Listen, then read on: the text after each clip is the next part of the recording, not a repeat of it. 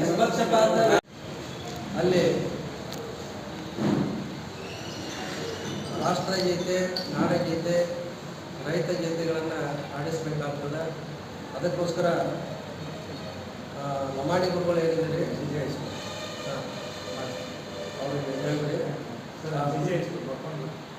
ಧ್ವಜಾರೋಹಣ ಮಾಡಿದ ಕೂಡಲೇ ತಾವುಗಳು ನಾ ಮುಂದು ನೀ ಮುಂದು ನಾ ಅಡ್ಡು ಇದು ಅಂತ ಹೇಳಿ ಸ್ವಲ್ಪ ಹೆಚ್ಚಿಗೆ ಆಗ್ತದೆ. ಅದ್ರ ಜೊತೆಗೆ ಮೈಕಿಂದ ಏನೋ ಸ್ವಲ್ಪ ಸರಿಯಾಗಿದೆ ಮಾಡಿಸ್ತಾರೆ. ಯಾಕಂದ್ರೆ ನಿರೂಪಣೆ ಮಾಡೋರು ಕೈಯಾಗೂ ಒಂದು ಸ್ವಲ್ಪ ಇದು ಇರ್ತದೆ. ಅಲ್ಲಿ ತಕ್ಕಂಥ ರಾಕರಿಗೆ ಆಡೋದು ಅಲ್ಲಿಂದ ಮತ್ತೊಂದು ಇದು ಮಾಡೋದು. ಆಮೇಲೆ ಕ್ಲಿಪ್ ಹಾಕ್ತಿರ್ತಾರೆ ಆಡೋ ಹೊತ್ತಿನಾಗ ಒಂದು ಸ್ವಲ್ಪ ಇದು ಇರ್ತದೆ. ಅದು ಒಂದು ಸ್ವಲ್ಪ ಅಚ್ಚುಕಟ್ಟಾಗಿ ಮೈಕ್ ಇದ್ದಂಥ ವ್ಯವಸ್ಥೆ ಮಾಡಿಸ್ತಾರೆ. ಯಾವ ರೀತಿ ನಾವು ಧ್ವಜಾರೋಹಣ ಕಟ್ಟಬೇಕು ಅನ್ನೋದು ಸ್ವಲ್ಪ ಒಂದು 2 days ಕೊಟ್ಟೆಲ್ಲ ನೀವು ಟ್ರೈನಿಂಗ್ ಕೊಡ್ತೀವಿ. ಏನು ಸರ್ ಯಾರಿಗೆ ಗೊತ್ತಿಲ್ಲ ಬಂದು ಟ್ರೈನಿಂಗ್ ತೊಗೊಳ್ತೀವಿ ತಾಲೂಕು ಪಂಚಾಯತ್ನಾಗ. ಆ ರೀತಿ ಮರಳಿ ಮತ್ತೆ ಆರು ಚಲೋ ತರಬೇತಿ ಸರ್.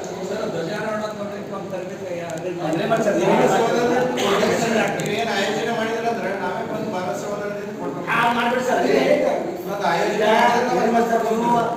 ಈ ಸಲ ನಮ್ಮ ಎಲ್ಲರ ಒಂದು ಅನುಮತಿ ಮೇರೆಗೆ ಒಂದು ಏನು ಬದಲಾವಣೆ ಮಾಡಬೇಕಂತ ವಿಚಾರ ಮಾಡಿದ್ದೀವಿ.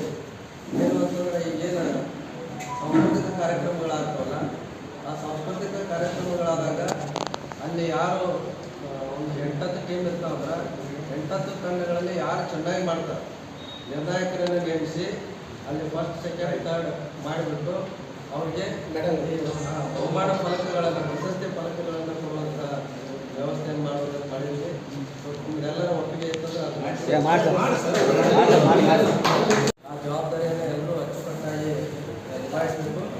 ನಿಭಾಯಿಸಿ ಈ ಒಂದು ಸ್ವಾತಂತ್ರ್ಯೋತ್ಸವವನ್ನು ಅತ್ಯಂತ ವಿಜೃಂಭಣೆಯಿಂದ ಯಶಸ್ವಿಯಾಗಿ ಮಾಡಲಿಕ್ಕೆ ಎಲ್ಲರೂ ನಾವು ಕೋಆರ್ಡಿನೇಷನ್ ಮುಖಾಂತರ ಮಾಡೋಣ ಅಂತ ಈ ಸಂದರ್ಭದಲ್ಲಿ